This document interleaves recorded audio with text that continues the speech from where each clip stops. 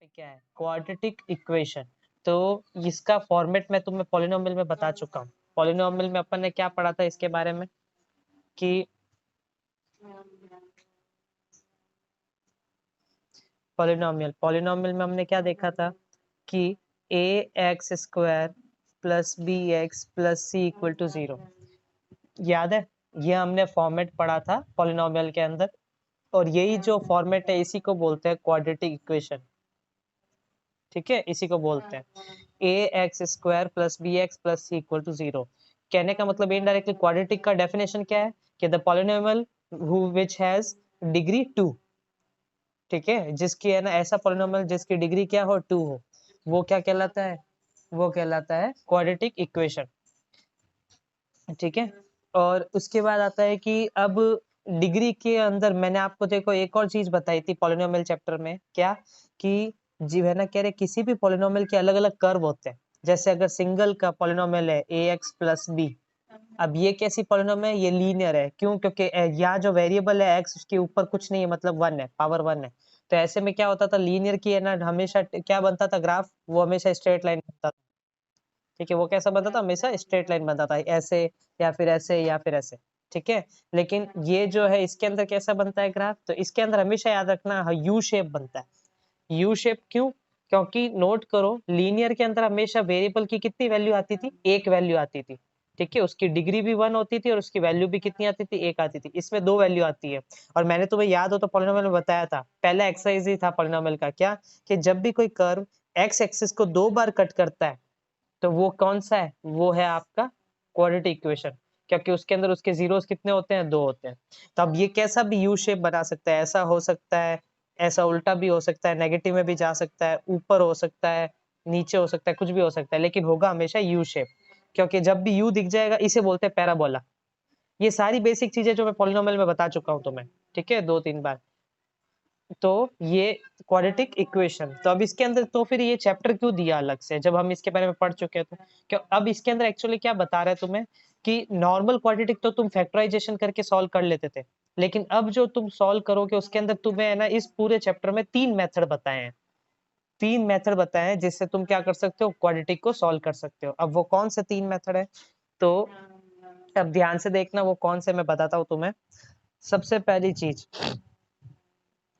अगर आपके सामने कोई इक्वेशन दे रखी है a x square plus b x plus c equal to 0, और इस इक्वेशन में अगर x इक्वल टू, तुमने जैसे कि कुछ p डाला, कुछ भी वैल्यू डाली, ध्यान से समझना, बड़ी इजी चीज बता रहा हूँ कि x इक्वल टू, ये डेफिनेशन बता रहा हूँ मैं कि इक्वेशन ये है, ठीक है, और इस x की जगह तुमने अगर कोई वैल्यू डाली, वो कुछ भी हो सकती है, इसलिए मैंने उसको लेटर दे दिया p। ठीक है, वो कुछ भी हो सकती है और तुमने ऐसे डाली इसमें, तो यहाँ पे क्या आएगा, ऐसे प्लस बी, इधर भी p, इधर c। और इस पूरे को जैसे ही तुमने x की जगह वैल्यू डाली और ये पूरे को सॉल्व करने पे अगर इक्वल टू 0 आ रहा है, तो इसका मतलब क्या हुआ, since this equation equal to, तो इनडायरेक्टली क्या बोलूं मैं कि ये जो फंक्शन है उसमें x की जगह p डालने पे अगर वो फंक्शन 0 हो रहा है, तो therefore x equal to p is a 0 of the polynomial. इसका मतलब वो जो p वैल्यू है वो इस पूरे इक्वेशन की क्या है, 0 है। अब इसका एग्जांपल लेके समझाता हूँ मैं कहना क्या चाह रहा हूँ। प्रैक्टिकली सोचो, a x square plus b x plus c equal to 0 है, अभी 0 है नहीं ये, ठीक है, अभी 0 है नहीं, लेकिन अगर मैं x की कोई ऐसी वैल्यू लूँ p, जो कि इस x की जगह पुट करूँ, तो पुट करने पे अगर ये पूरा फंक्शन 0 हो जाता है, इनडायरेक्टली बोले तो ये अगर मैं इसको एक फंक्शन का नाम दूं fx, ठीक है, फंक्शन का नाम दो एफ एक्स इसको, और वो फंक्शन अगर p डालने पे 0 हो जाता है, तो इसका मतलब x इक्वल टू p, वो जो वैल्यू है वो क्या होगी इस फंक्शन की, 0 होगी। जैसे example, x square plus 2x plus 1, है ना, ये जैसे एक इक्वेशन है।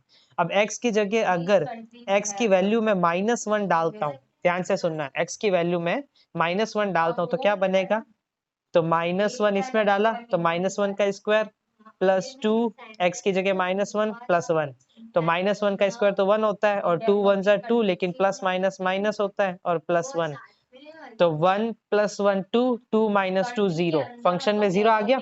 x = -1 इस पूरे फंक्शन में रखने पे 0 आ गया ये, तो इसका मतलब x = -1 क्या है, इस फंक्शन का 0 है। ठीक है, इस फंक्शन का क्या है, 0 है। तो ये तरीका है, ये पूरा है ना, क्या ये सिंप्लीफाई होता है।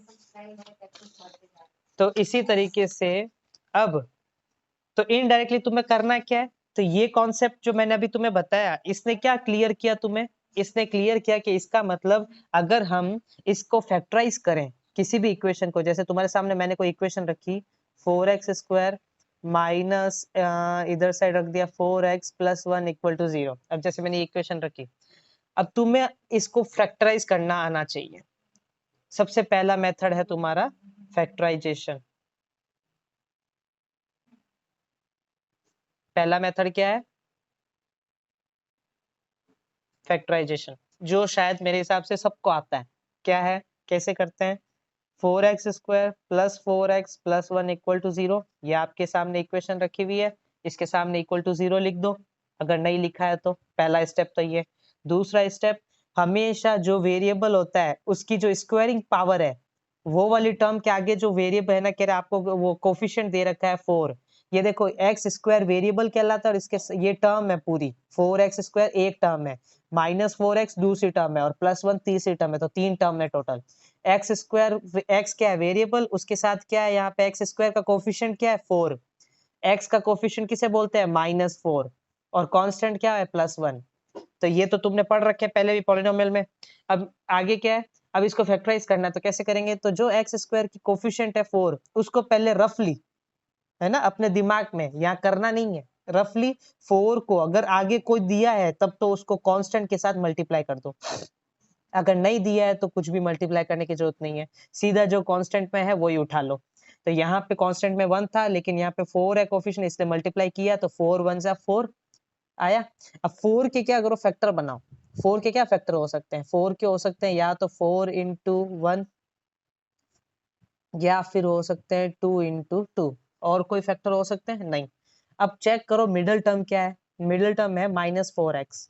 अब इन दोनों में से एक ये पेयर और एक ये पेयर, इन दोनों में से ऐसा कोई पेयर सेलेक्ट करो जिनको ऐड करने पे या सब्ट्रैक्ट करने पे 4 आता हो। तो भाई 4, इस वाले पेयर को अगर उठाता हूं तो 4 + 1 करने पे तो 5 आएगा, और 4 - 1 करने पे 3 आएगा, तो ये तो नहीं हो सकता, तो ये कैंसिल हो गया। इसको देखते हैं, तो 2 - 2 0 आएगा, लेकिन 2 + 2 करने पे 4 आता है, हाँ तो ठीक है, इससे लेते हैं। तो 4x² - 2x - 2x + 1 = 0। अब दोनों माइनस क्यों लिए, क्योंकि माइनस का 4 है। अब इतना कैलकुलेशन करना तुम्हें आना चाहिए, ये तो बहुत छोटे बच्चे है ना, कि ये नॉर्मली ये जो है ये 8th क्लास से स्टार्ट हो जाता है फैक्टराइज करने, ये तो मेरे हिसाब से अब तुम्हें आ जाने चाहिए, इसकी प्रैक्टिस अच्छे से होनी चाहिए, अपने पॉलिनोमियल में किए भी थे।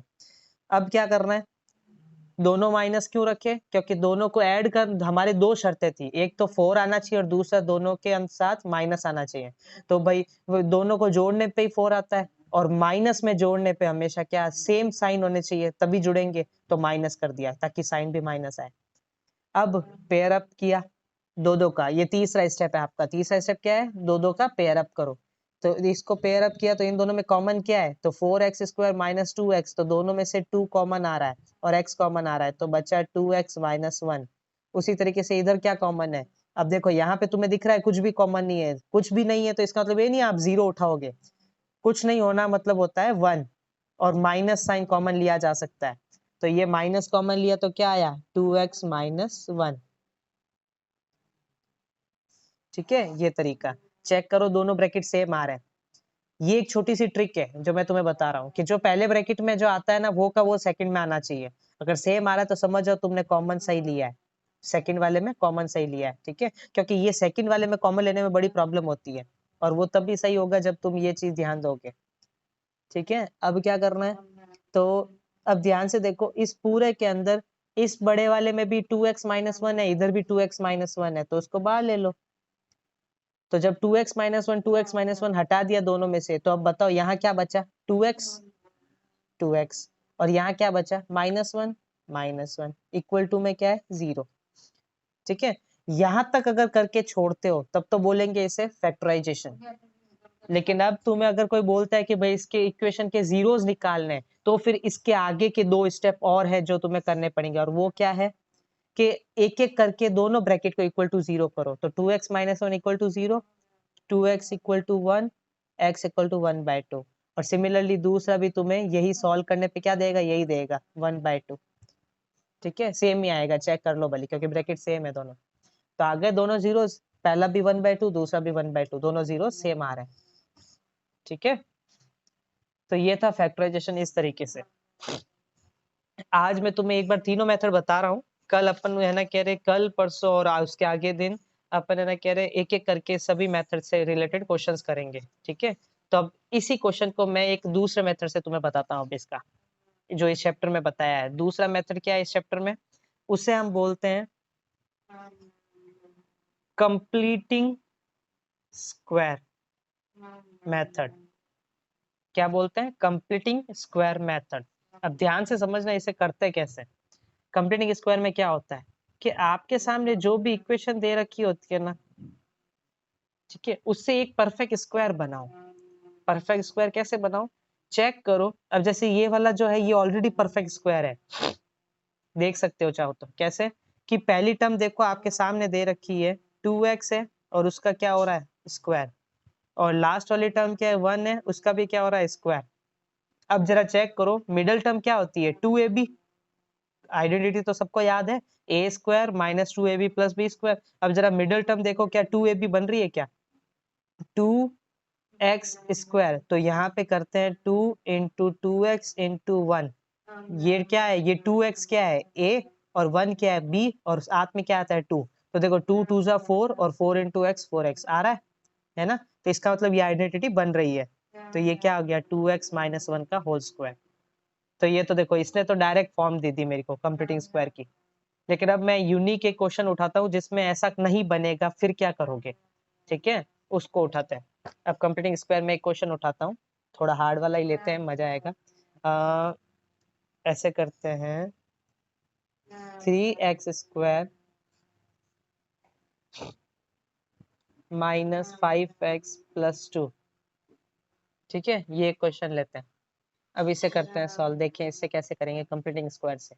तो कंप्लीटिंग स्क्वायर से कैसे करेंगे हम इसको, तो भाई क्या करना होता है, अब देखो एक एक स्टेप ध्यान से समझना मैं क्या बता रहा हूँ। कंप्लीटिंग स्क्वायर कैसे करते हैं ध्यान से समझना। सबसे पहला स्टेप होता है एक्स स्क्वायर के साथ अगर कोफिशिएंट है तो उसे हटाओ। स्टेप नंबर 1 क्या है, remove coefficient of x square. सबसे पहला स्टेप ये है, अगर है तो, इफ देयर, नहीं है तो कोई टेंशन नहीं, लेकिन अगर है तो पहले उसे हटाओ। तो कैसे हटाते हैं अब वो, तो 3x square minus 5x equal to 0 plus 2 equal to 0, पूरे के अपॉन में 3 से डिवाइड कर दो। जो भी एक्स स्क्वायर का कोफिशिएंट है उसी से उसको डिवाइड कर दो। ठीक है, इधर भी चाहो तो लिख सकते हो, उसका तो फर्क वैसे भी कुछ पड़ना नहीं है, वो तो 0 ही रहेगा। ठीक है, अब क्या करो, 3x square minus 5x plus 2 है। अब इस 3 को तीनों में अलग अलग लिख दो। ये पॉलिनोमियल में इस टाइप का कॉन्सेप्ट में करवा चुका हूँ, याद हो तो तुम्हें पता होगा कि मैंने a जो था उसको मैंने डिवाइड किया था, याद करना ध्यान से। ठीक है, उसी टाइप का ये कॉन्सेप्ट है, इक्वल टू 0 डिस्ट्रीब्यूट हो गया। अब ये तो तुम्हें पता ही है कि भाई अगर है ना कह रहे जब भी है ना डिवाइड, ये क्या बोलते हैं डिवाइजर जो होता है, या फिर है ना डिनोमिनेटर, अगर सबके जितनी भी टर्म्स हो सब टर्म्स के अगर डिनोमिनेटर सेम होती है तो एलसीएम वही आता है। तो इसलिए देखो तीनों में मैं 3 को डिवाइड कर सकता हूँ, डिस्ट्रीब्यूट कर सकता हूँ। अब क्या होगा, तो नोट करो 3 से ये 3 कैंसिल हो जाएगा। तो क्या बना x square minus 5/3x plus 2/3 equal to 0। यहाँ तक क्लियर हुआ, अच्छे से समझ में आया मैंने क्या किया। मेन इक्वेशन आपकी थी 3x square minus 5x plus 2 equal to 0। Remove करना है, सबसे पहला स्टेप क्या है, कोफिशिएंट एक्स स्क्वायर का हटाओ, अगर है तो, इफ देयर। तो 3 से मैंने पूरे को डिवाइड कर दिया इक्वेशन को, लेफ्ट साइड राइट साइड दोनों तरफ। तो राइट साइड वाला तो ऑलरेडी 0 हो गया वापस, लेकिन लेफ्ट साइड में 3 जो है, फिर मैंने क्या किया, अगला स्टेप तीनों को डिवाइड डिस्ट्रीब्यूट कर दिया। इस 3 को इसके टर्म के नीचे भी रख दिया, इसके नीचे भी और इसके नीचे भी रख दिया। तो इससे क्या हुआ, ये 3 से 3 कैंसिल हो गया। मेरा मेन मोटो ये था मेरे को एक्स स्क्वायर को कोफिशिएंट लेस करना था, कोफिशिएंट हटाना था उसका, इसलिए मैंने क्या किया, इसलिए मैंने यहाँ से है ना कह रहे उसके कोफिशिएंट को तीनों पे डिवाइड कर दिया। ठीक है, तो ये देखो ये हो गया। अब ये था तुम्हारा स्टेप 1। अब स्टेप 2 देखो क्या होगा। स्टेप 2 है तुम्हारा कि move constant term to the right side. क्या करना है, इसमें अगर कांस्टेंट टर्म है तो उसे मूव करो राइट साइड।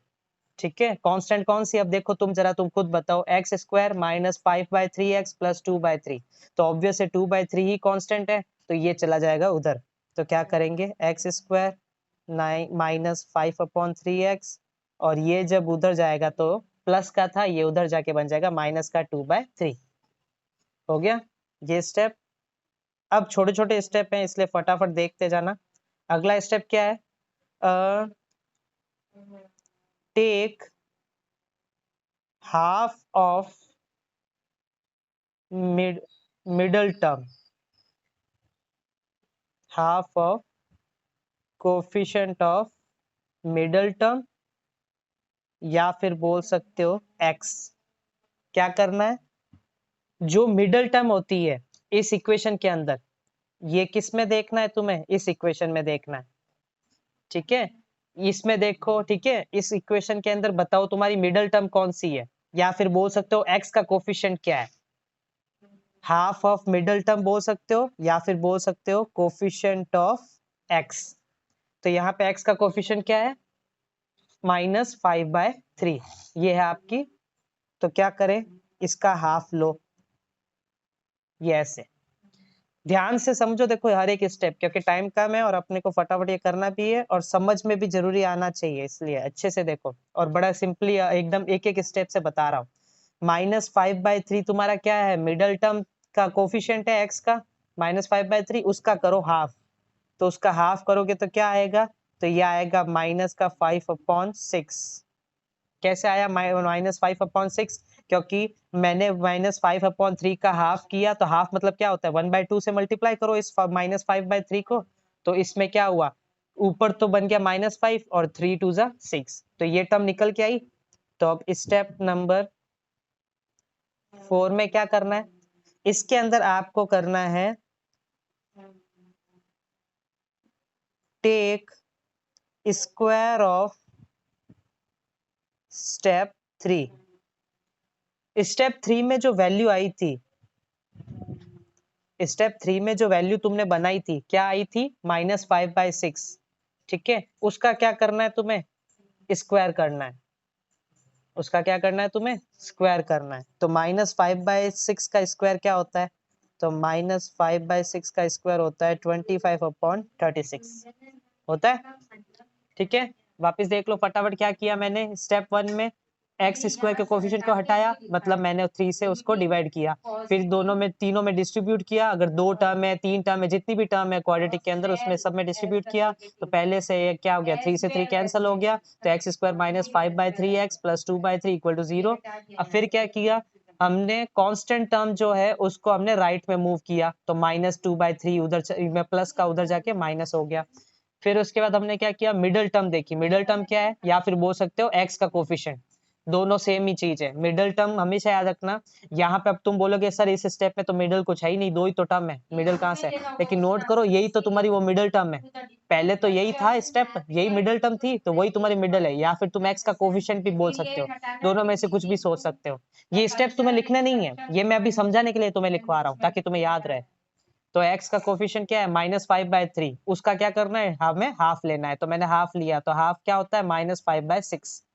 ठीक है, फिर हम इस क्या करना है, उस जो स्टेप 3 में वैल्यू आई है उसका स्क्वायर करना है, तो क्या बना, प्लस का 25/36। अब स्टेप नंबर, ये था तुम्हारा step number 4।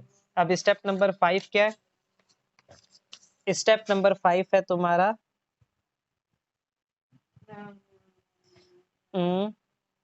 Add value of step 4 on both side of equation। ठीक है, आपका जो लास्ट फॉर्मेट बन के आया था, लास्ट फॉर्मेट इक्वेशन का क्या बना था,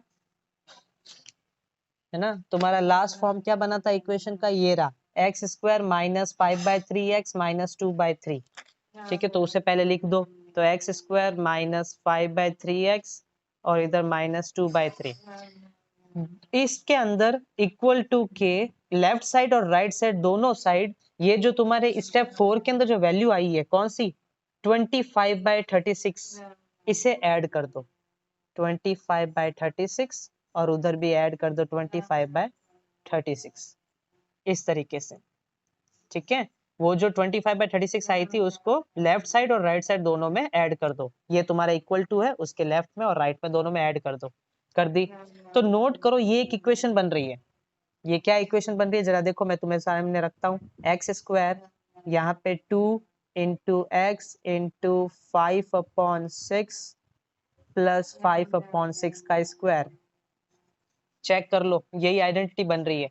इसे बोलते, इसलिए इसको कहा जाता है कंप्लीट स्क्वायर मेथड। क्यों? क्योंकि नोट करो, ऐसा करने से हम फाइनली लेफ्ट साइड में क्या लेके आ जाते हैं, एक परफेक्ट स्क्वायर का ना फॉर्मेट लेके आ जाते हैं। पहला वाला क्या था, एक्स स्क्वायर, फिर क्या था 5/6 का स्क्वायर, और बीच में क्या आएगा -2ab, मतलब 2 इंटू एक्स जो कि a है, और 5/6 क्या है, b है। नोट करो, x तो तुम्हारे इसमें आ ही रहा है, और ये देखो 2 से कैंसिल होके ये 3 दे देगा, तो 5/3 भी आ रहा है ना, तो ये बन गया। और इसको क्या लिखेंगे, x माइनस 5/6 का होल स्क्वायर। अब राइट साइड में क्या करना है, तो वहां तो भाई तुम्हें अब क्या करना है, इसको सॉल्व करना है एलसीएम लेके, तो ऑब्वियस है 36 ही तुम्हारा आंसर है ना, कह रहे एलसीएम होगा। ठीक है, और इधर क्या आएगा, तो इधर आएगा 3 है ना, 36 को करते तो कितना होगा 12, और 12 इंटू 2 24, माइनस का 24 और प्लस का 25, ये तुम्हारा एलसीएम दोनों का लिया मैंने। ठीक है, अब सॉल्व किया तो क्या आया 1/36, यही आएगा। अब क्या करें, अब ये तुम्हारा 5th स्टेप कंप्लीट हुआ, अब बारी है 6th स्टेप की। अब इसमें क्या करना है, तो बोलेंगे taking square root both the side. ठीक है, अब क्या करना है, स्क्वायर रूट ले लो दोनों तरफ। तो यहाँ पे तो x माइनस 5/6 का स्क्वायर था, उसका हमने लिया रूट, और उधर साइड भी हमने 1/36 था, उसका लिया रूट।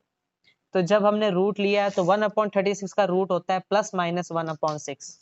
ये मैं पहले भी बहुत बार बता चुका हूँ कि जब किसी परफेक्ट स्क्वायर का रूट लिया जाता है तो वो केवल एक सिंगल रूट नहीं आता है, उसमें हमेशा प्लस माइनस दोनों लिखे जाते हैं।